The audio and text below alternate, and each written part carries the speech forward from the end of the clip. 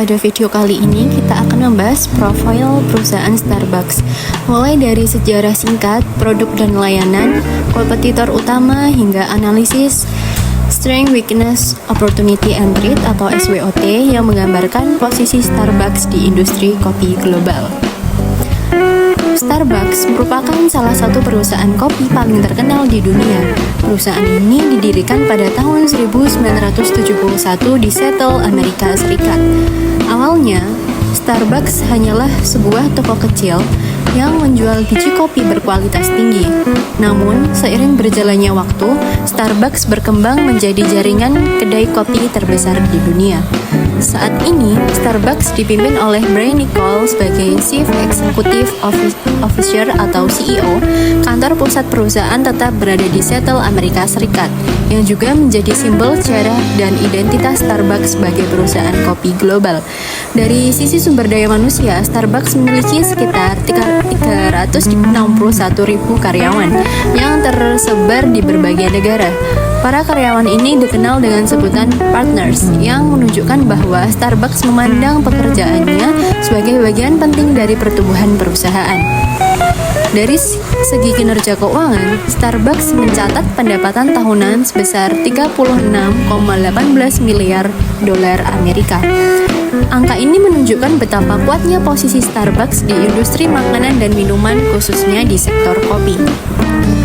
Hingga saat ini, Starbucks telah memiliki lebih dari 40.000 gerai yang tersebar di berbagai belahan dunia, mulai dari Amerika, Eropa, Asia, hingga Timur Tengah. Kehadiran global ini menjadikan Starbucks bukan hanya sebagai kedai kopi, tetapi juga sebagai simbol gaya hidup modern. Starbucks dikenal karena menawarkan beragam produk dan layanan yang tidak hanya berfokus pada kopi, tetapi juga pada pengalaman pelanggan. Produk utama Starbucks adalah kopi dan minuman buatan tangan seperti espresso, latte, cappuccino, frappuccino, hingga minuman berbasis teh dan non-kopi.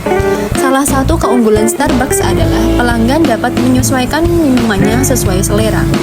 Bahkan, Starbucks menyediakan lebih dari 87.000 kombinasi minuman. Hal ini memungkinkan setiap pelanggan memiliki pengalaman yang unik dan personal setiap kali berkunjung. Selain minuman, Starbucks juga menyediakan makanan segar seperti pastry, roti, sandwich, dan makanan ringan yang cocok dikonsumsi bersama kopi. Produk makanan ini dirancang untuk mendukung konsep Starbucks sebagai tempat bersantai maupun bekerja. Tidak hanya itu, Starbucks juga menjual produk non-makanan seperti kopi kemasan, biji kopi, mug, tumbler, aksesoris, dan berbagai produk hadiah. Produk-produk ini memperkuat identitas merek Starbucks dan meningkatkan loyalitas pelanggan. Dari sisi layanan, Starbucks terkenal dengan suasana kedai yang nyaman, desain interior yang modern, serta fasilitas seperti Wi-Fi gratis yang menjadikan Starbucks sebagai tempat favorit untuk bekerja, belajar, atau sekedar bersosialisasi. Meskipun Starbucks merupakan pemimpin pasar, perusahaan ini tetap menghadapi persaingan yang ketat. Beberapa kompetitor utama Starbucks antara lain Costa Coffee yang kuat di pasar Eropa, McDonald's, McCafe yang menawarkan kopi dengan harga lebih terjangkau, dan Dunkin' Donuts yang berfokus pada kecepatan layanan dan harga ekonomis, Cafe Coffee Day yang populer di pasar India, Tim Hortons yang sangat kuat di Kanada, serta Panera Bread yang menggabungkan konsep kopi dan makanan sehat. Persaingan ini menuntut Starbucks untuk terus berinovasi baik dari sisi produk, pelayanan, maupun strategi pemasaran. Selanjutnya, kita akan membahas analisis SWOT Starbucks yang terdiri dari Strength, Weakness, Opportunity, and Threat. Untuk yang pertama, strength, kekuatan Starbucks. Kekuatan utama Starbucks terletak pada kualitas produk dan layanan yang unggul. Starbucks memiliki standar tinggi dalam pemilihan biji kopi, proses pembuatan minuman, hingga pelayanan kepada pelanggan. Selain itu, Starbucks juga dikenal sebagai tempat yang nyaman dengan rasa kopi yang konsisten. Pelanggan tidak hanya datang untuk membeli kopi, tetapi juga untuk menikmati suasana. Starbucks juga memiliki standar produk global yang tinggi, sehingga rasa dan kualitas tetap terjaga di berbagai negara. Ditambah lagi, lokasi gerai Starbucks umumnya sangat strategis, seperti di pusat perbelanjaan, kawasan perkantoran, dan area transportasi. Untuk point weakness atau kelemahan Starbucks, di sisi lain juga memiliki beberapa kelemahan. Salah satunya adalah harga produk yang relatif mahal dibandingkan kedai kopi lokal atau kompetitor tertentu. Selain itu, produk Starbucks relatif mudah ditiru, terutama oleh kedai kopi lain yang menawarkan menu serupa dengan harga lebih rendah. Starbucks juga terkadang dianggap kurang beradaptasi dengan kearifan lokal, terutama di beberapa negara yang memiliki budaya minum kopi yang sangat kuat dan khas. Dari sisi peluang, Starbucks memiliki potensi besar karena tren gaya hidup kopi yang terus meningkat, khususnya di kalangan generasi muda.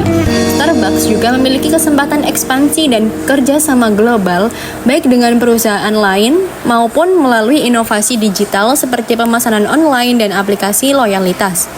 Selain itu, masih terdapat pasar baru yang dapat dijangkau, terutama di negara berkembang yang pertumbuhan kelas menengahnya semakin meningkat. Namun, Starbucks juga menghadapi berbagai ancaman. Salah satunya adalah pesaing yang menawarkan harga lebih murah yang dapat menarik konsumen sensitif harga. Selain itu, banyaknya produk tiruan dan pesaing lokal dapat mengurangi pangsa pasar Starbucks di beberapa wilayah. Terakhir, tren gaya hidup sehat yang mengurangi konsumsi gula dan kafein juga menjadi tantangan bagi Starbucks untuk menyesuaikan produknya. Sebagai kesimpulannya, Starbucks bukan hanya sekedar perusahaan kopi, tetapi telah menjadi merek global yang merepresentasikan gaya hidup modern. Dengan kekuatan merek yang besar, kualitas produk yang konsisten, serta jaringan global yang luas, Starbucks memiliki posisi yang sangat kuat di industri kopi dunia.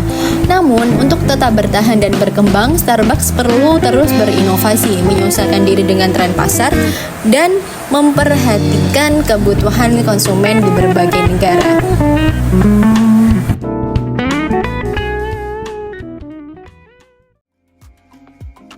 Pernahkah Anda bertanya-tanya bagaimana raksasa bisnis dunia memutuskan langkah mereka selanjutnya? Kapan waktu yang tepat untuk membuka 1000 gerai baru secara agresif? Atau sebaliknya, kapan saatnya mereka harus mengerem, berhati-hati, atau bahkan menjual sebagian asetnya? Keputusan ini tidak diambil berdasarkan firasat semata. Di balik setiap langkah besar korporasi, terdapat sebuah peta strategi. Hari ini, kita akan membongkar salah satu alat manajemen strategis yang paling powerful, namun sering disalahpahami, yaitu Internal External Matrix atau IE Matrix. Tidak hanya teori, kita akan langsung membedah strategi raksasa kopi dunia, Starbucks, menggunakan matriks ini.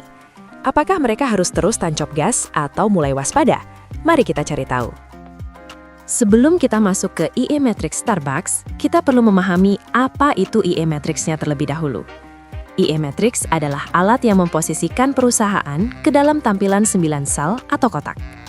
Posisi ini ditentukan oleh dua nilai utama. Pertama, lihat sumbu horizontal atau sumbu X ini. Ini mewakili skor total IFE atau Internal Factor Evaluation. Sederhananya, seberapa kuat otot internal perusahaan? Apakah manajemennya solid? Apakah keuangannya sehat? Skornya berkisar dari 1.0, sangat lemah, hingga 4.0, sangat kuat. Kedua, lihat sumbu vertikal atau sumbu Y. Ini mewakili skor total IFE atau External Factor Evaluation. Ini mengukur cuaca di luar sana. Apakah industrinya sedang tumbuh pesat? Atau banyak ancaman pesaing? Sama, skornya dari 1.0, rendah, hingga 4.0, tinggi. Nah, keunikan IE Matrix ada pada pengelompokan strateginya. Bayangkan lampu lalu lintas. Zona hijau, grow and build. Jika perusahaan Anda jatuh di kotak I, 2I, atau 4I. Ini artinya kondisi internal kuat dan pasar mendukung. Strateginya, gaspol, ekspansi intensif. Zona kuning, hold and maintain. Kotak 3, V atau VI. Ini posisi hati-hati. Pertahankan pasar yang ada, jangan terlalu agresif, tapi jangan mundur. Zona merah, harvest or divest. Kotak VI, VII atau EX. Posisi bahaya. Saatnya memanen sisa keuntungan atau bahkan menjual bisnis tersebut. Oke, teori sudah cukup. Sekarang mari kita terapkan pada Starbucks. Kita perlu mencari koordinat mereka.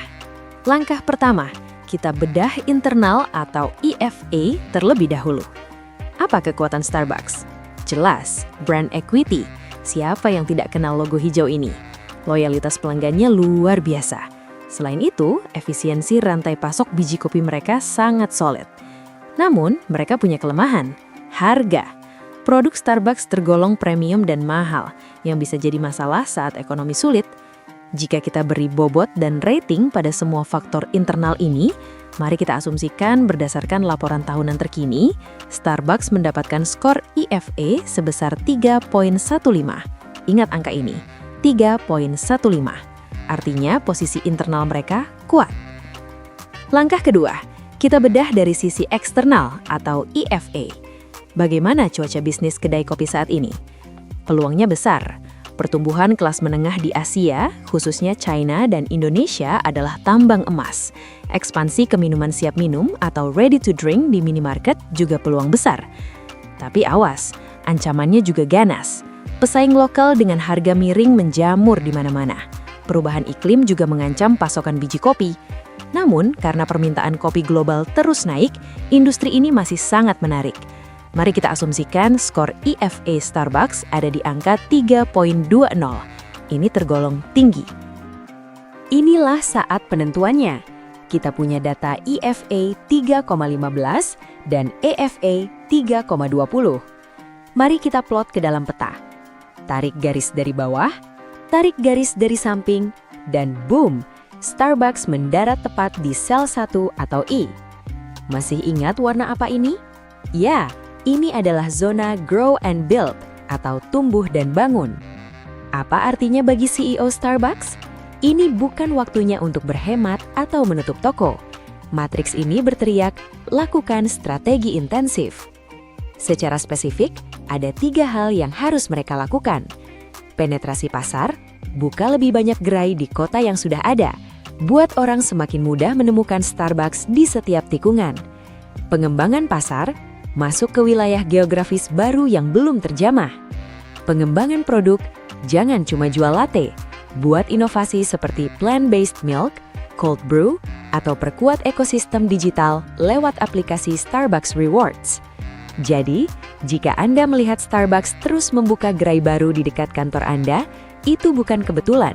Itu adalah eksekusi strategi grow and build yang valid secara teoritis. Itulah kekuatan EE Matrix. Ia mengubah data rumit menjadi satu titik keputusan yang jelas. Tentu saja, bisnis itu dinamis. Posisi ini bisa berubah tahun depan jika Starbucks lengah terhadap kompetitor atau jika kualitas produk mereka menurun. Sekarang, giliran Anda. Coba bayangkan tempat Anda bekerja atau bisnis impian Anda. Kira-kira ada di kuadran mana kalian saat ini? Zona hijau, kuning, atau merah? Tulis jawaban Anda di kolom komentar di bawah. Jangan lupa like jika video ini bermanfaat dan subscribe untuk bedah strategi bisnis lainnya. Sampai jumpa di video berikutnya. Bye-bye. Here she is.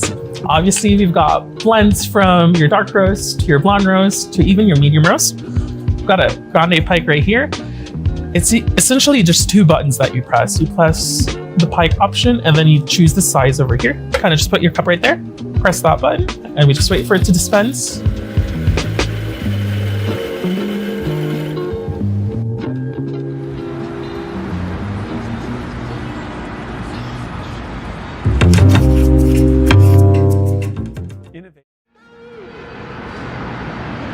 At Starbucks, we see an increasing premium on genuine human connection. We have always been a company that's been in the people business serving coffee, not just in the coffee business serving people. And that's really at the heart of it. And I think even as the world changes, even as Starbucks change, as long as we keep that in mind, it's going to be special and it's going to be something that will endure. Even if it's 1 cup at a time or 1 conversation at a time, we want to bring human connection into the world at scale.